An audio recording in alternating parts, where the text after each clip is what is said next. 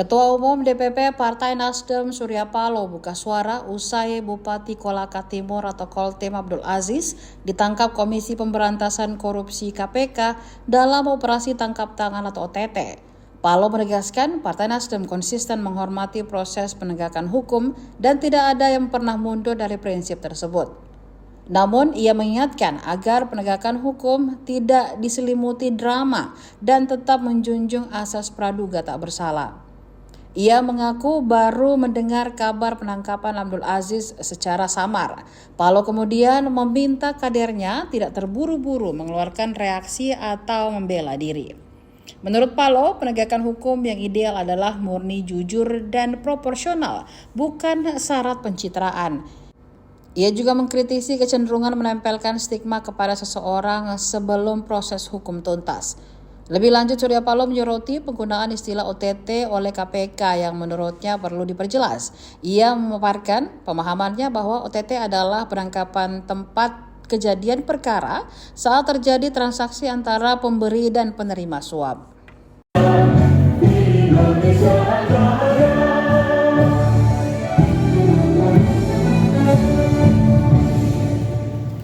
Hadirin dipersilakan duduk kembali. Siang, dan juga DPW dari Sumatera Utara.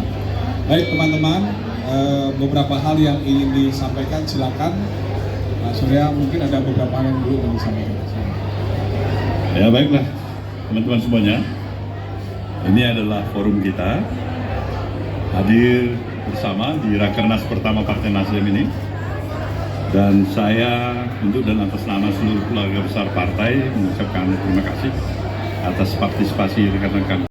Konsistensi sikap partai, penghormatan terhadap seluruh upaya penegakan hukum itu tidak akan mundur, tidak akan deviasi di sana untuk satu dan lain hal. Kedua, memang saya baru dengar kemarin, cuman saya ingin ingatkan kepada kita semuanya, ke dalam terutama Nasdem.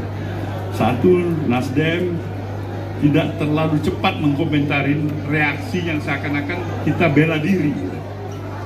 Pembelaan ini kita coba tenang dulu. Tapi di sisi lain, bolehlah kita mengingatkan juga. Apa yang perlu kita ingatkan? Upaya penegakan hukum itu tidak mendahulukan drama. Itu yang Nasdem sedih dia kok. Harus ada drama dulu, baru penegakan hukum. Sesudah penegakan hukum nanti mengharap amnesti. Itu nggak bagus juga. Jangan. Tegakkan hukum secara murni dan Nasdem ada di sana. Yang salah adalah salah. Prosesnya secara bijak. Tapi apakah ajas presumption of innocence, praduga tidak bersalah itu sama sekali nggak laku lagi di negeri ini? Ambillah salah satu contoh, saya harus katakan di sini. Terminologi OTT yang saya pahamin mungkin dengan keawaman saya, mungkin. Saya ini orang awam sekali. Saya harus belajar kembali. Ini harus dijelas kembali. Yang saya pahamin OTT adalah sebuah peristiwa yang melanggar norma-norma hukum terjadi di satu tempat antara pemberi maupun penerima. Itu OTT, lengkap dia.